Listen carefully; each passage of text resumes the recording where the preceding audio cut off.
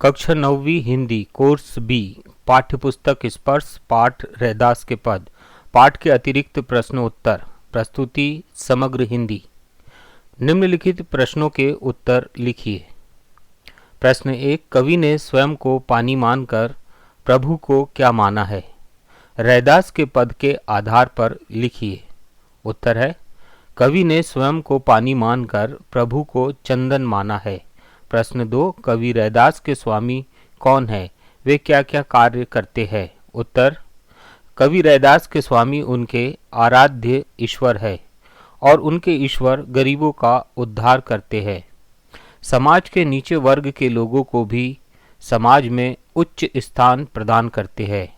वे सभी मनुष्यों को समभाव से देखते हैं। प्रश्न 3, पहले पद में भगवान और भक्त की तुलना किन किन से की गई है, उनका उल्लेख कीजिए। उत्तर है, पहले पद में भगवान की तुलना चंदन घन, चंद्र, दीपक, मोती, सुहागा से एवं भक्त की तुलना पानी, मोर, चकोर, बाती, धागा और सोने से की गई है। प्रश्न 4, रैदास ने अपने ईश्वर को कृपालु दर्शाया है, क्यों? अपने शब्दों में व्यक्त करें। उत्तर, रैदास ने अपने ईश्वर को कृपालु इसलिए दर्शाया है क्योंकि उनके ईश्वर गरीबों का उद्धार करते हैं, अपनी कृपा से अछूतों को सम्मान दिलाते हैं, समाज में उच्च स्थान प्रदान करते हैं, सभी पर अपनी कृपा दृष्टि बनाए रखते हैं। प्रश्न 5, रैदास को किसके नाम की रट लगी है? वह उस आदत को क्यों नहीं छोड़ पा रहे हैं?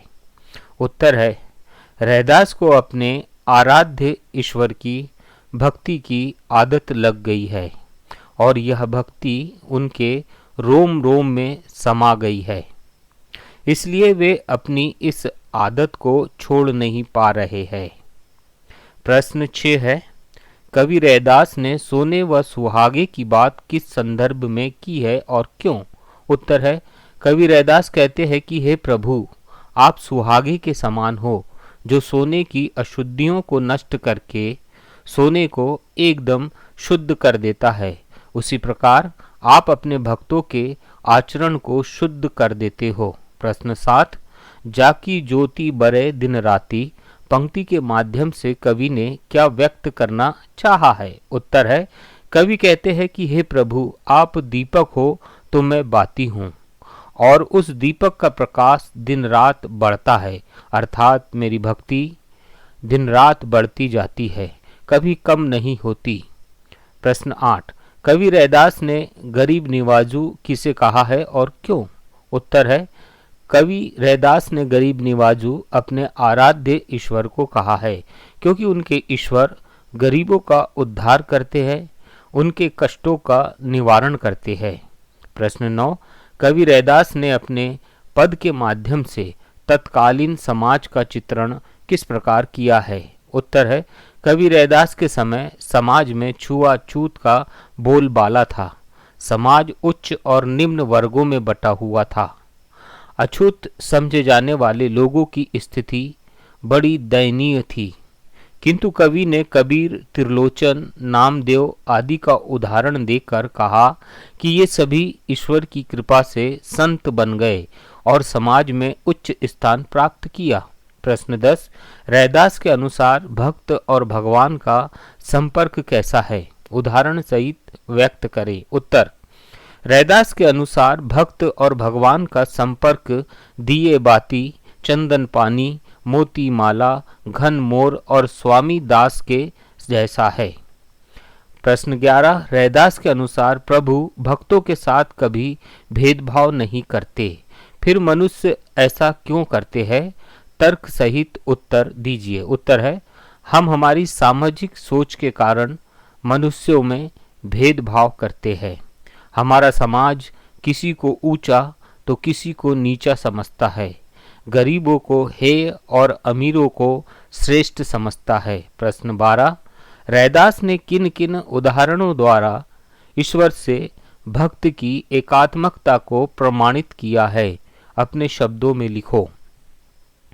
उत्तर है, रैदास ने चंदन पानी, दिया बाती, घन मोर, मोती माला, सोना सुहागा तथा ईश्वर से भक्त की एकात्मकता को प्रमाणित किया है।